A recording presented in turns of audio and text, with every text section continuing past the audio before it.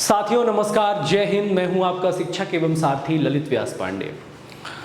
कल बजट आया और बजट आने के बाद कुछ सरकार ने घोषणाएं करी। घोषणाएं करने के बाद ताबड़तोड़ वीडियोस बनाए गए कि छात्रों के लिए कौन कौन सी भर्तियां सरकार ने स्वीकृत कर दी हैं। ऐसा लगा मानो भर्तियों की बाढ़ आ गई है और कल से ही कुछ न कुछ भर्तियों के विषय में जानकारी मिलने लगेगी। तो हुआ भी कुछ ऐसा ही।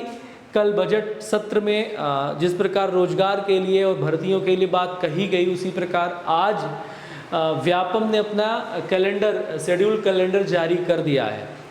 शेड्यूल कैलेंडर जारी करते ही कुछ उम्मीदें, कुछ आकांक्षाएं, कुछ महत्वाकांक्षाएं बढ़ गई हैं। तैयारी करने वालों को उम्मीद की एक किरण मिल गई है कि लगातार इस साल कुछ न कुछ हर महीने के अंतराल में परीक्षा का शेड्यूल डला हुआ है।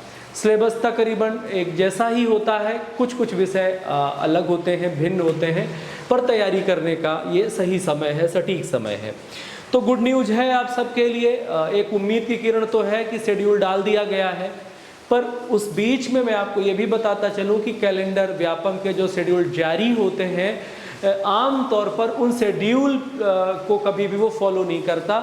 उन डेट पर कभी भी 100% श्योरिटी नहीं होती, लेकिन कई परीक्षाएं उन डेट पर होती भी हैं, इसलिए हम इसे खारिज नहीं कर सकते हैं।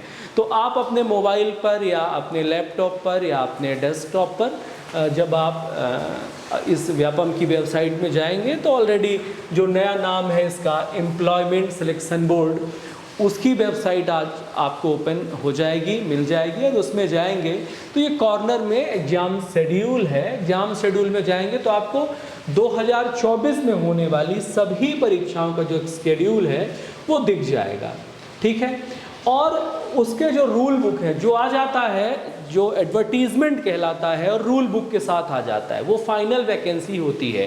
तो जो शेड्यूल है, सबसे पहले उन बच्चों के लिए मैं बता दूं कि जो शेड्यूल को ही फाइनल वैकेंसी मान लेते हैं और कई वीडियो बनाने वाले जोर जोर से उसको फाइनल वैकेंसी में तब्दील कर देते हैं, तो पहले आप लोग समझदार बनिए कि ये मोटा मोटा अनुमान है कि अगर ये परीक्षाएं हुई, आयोजित हुई, तो इन महीनों में आयोजित कराई जा सकती। दूसरी बात ये है कि आप ये तय कर सकते हैं कि भले ही इन महीनों में ये परीक्षाएं ना कराई जा सकें, लेकिन अगर शेड्यूल आया है तो ये परीक्षाएं होनी तय हैं। और अगर परीक्षाएं होनी तय हैं तो आपको अपनी तैयारी और दुरुस्त रखनी होगी। वे सभी छात्र जो फिजिकल की तैयारी में जुटे हुए हैं और जिनके 150 से दोनों में मिला करके कम नंबर आने के चांसेस हैं, वो लोग अपनी पढ़ाई पे ज़्यादा फोकस करें। जो 150 प्लस वाले हैं वो उम्मीद पाल के बैठे, लेकिन 150 माइनस वाले बच्चे जिनकी फिजिकल और रिटन दोनों के मिला के 150 नहीं हो रहे हैं, वो पढ़ाई पे ज़्यादा ध्यान दें, क्योंकि बाद में आप मेरिट आउट हो उससे पहले ही मन बना करके चलेंगे तो आपको तकलीफ नहीं होगी और आपकी तैयारी दुरुस्त रहेगी। तो ये ध्यान रखिए। हाँ, आप जोर लगा सकते हैं 150 प्लस की, तो आप जोर लगाइए और आप आगे बढ़िए। लेकिन अगर 150 से आप कम में हैं तो आप एक विकल्प लेकर के चलिए कि आगे भी परीक्षाएं हैं और उन परीक्षाओं के लिए हमें तैयारी करनी है। आइए देखें हम किस किस परीक्षा के बारे में माइंडसेट तैयार कर सकते हैं।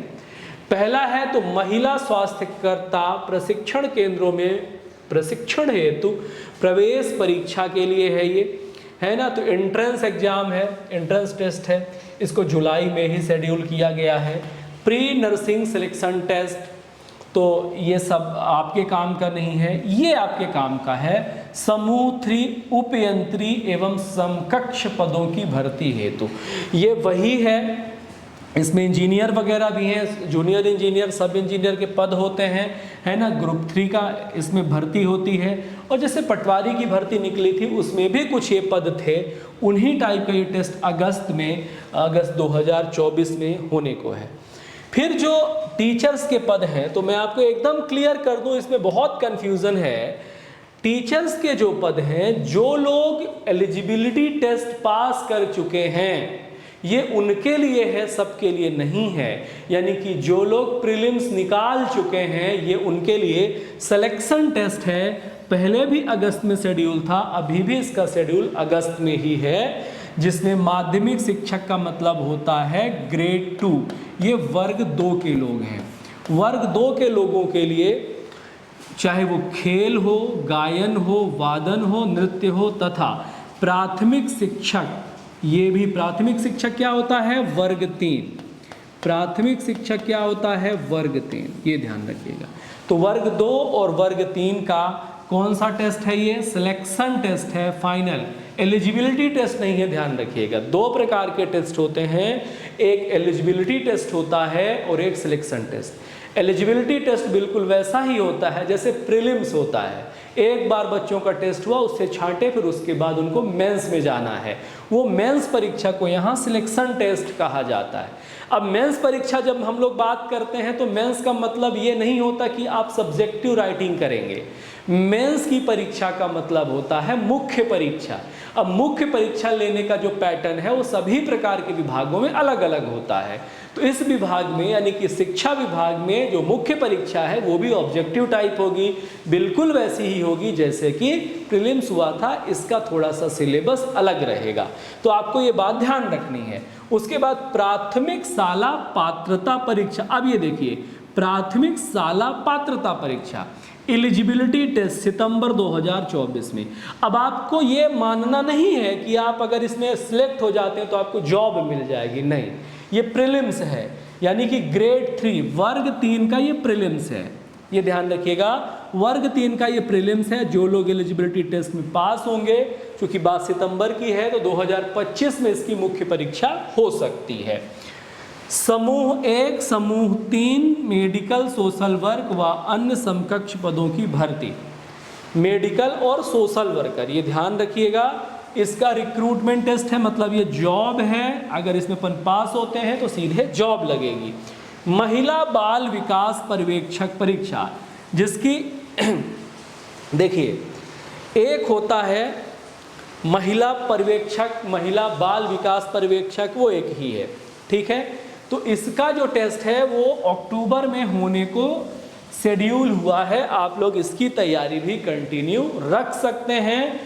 अक्टूबर में नहीं भी हुआ, नवंबर, दिसंबर, जनवरी कभी ना कभी होगा ही। बीते 2-3 वर्षों से इस पर कोई पद नहीं निकले हैं, ये वैकेंसीज बहुत खाली जा रही हैं। तो गर्ल्स स्टूडेंट जो भी हैं, फीमेल स्टूडेंट्स जो भी हैं, वो थोड़ा सा इस पे ज़्यादा गौर फरमाएंगे, अच्छी तैयारी करेंगे। इसका भी शेड्यूल हो गया है।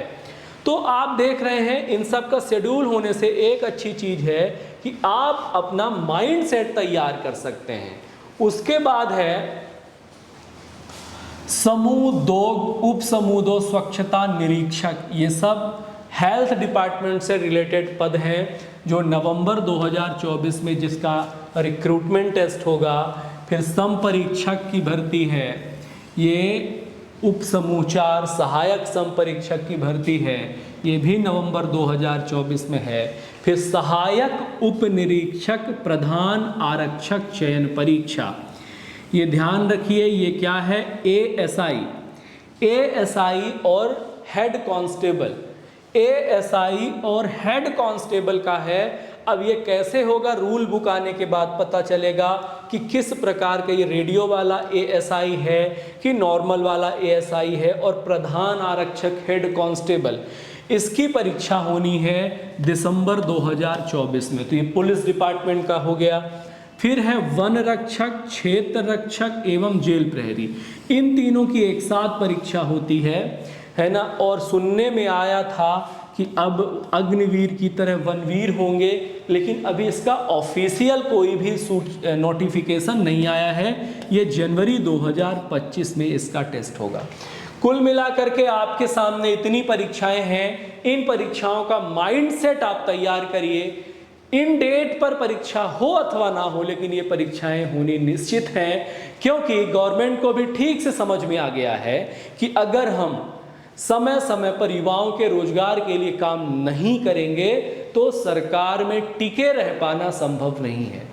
इसलिए अब हर स्टेटमेंट में सभी गवर्नमेंट के द्वारा कम से कम बेरोजगारी के स्तर पर सरकारी नौकरियां निकालने का एक अलग जिम्मा तो है ही, चाहे वो किसी की भी सरकार हो, क्योंकि युवा एक निर्णायक भूमिका अदा करता है। है ना। तो जिधर जवानी चलती है उधर जवाना चलता है, आपने ये लाइनें भी, पंक्तियां भी सुनी होगी। तो सिंपल सी बात है कि अगर युवा रूठ गया तो सरकारों की खटिया खड़ी हो जाएगी, सरकारों की वाट लग जाएगी, कुर्सियां खिसक जाएंगी। इसलिए अब युवाओं के लिए, रोजगार के लिए हर सरकार को काम करना ही होगा। केवल वादा करने से काम नहीं चलेगा, उसे पूरा भी करना पड़ेगा। अभी कल की बजट की बात हमने करी थी एक वीडियो में, आज हमने एग्ज़ाम शेड्यूल की बात करी है। एग्ज़ाम शेड्यूल की जब मैं बात करता हूँ तो मैं आपको चीज़ों को लेकर के आश्वस्त करता हूँ, चीज़ों को लेकर के भ्रामकता पैदा नहीं करता हूँ। तो मैं पहले से बता रहा हूँ, माइंड सेट पढ़ाई का होना चाहिए, डेट का नहीं होना चाहिए कि इस डेट पर ही नहीं हुआ तो आपको दुख हो, तकलीफ हो। परीक्षाएं होंगी, ये व्यापम का एक शेड्यूल होता है, फॉरकास्टिंग होती है। अब उसके बाद ये लोग तय करेंगे कब कौन सी परीक्षाएं आयोजित कराई जानी है। अगर इन डेट पर हुआ तो बेहतर है ना, और अगर नहीं हुआ तो आपके लिए और बेहतर है, आपको थोड़ा सा पढ़ने का समय मिल जाएगा। लेकिन परीक्षाएं होनी बिल्कुल तय हैं।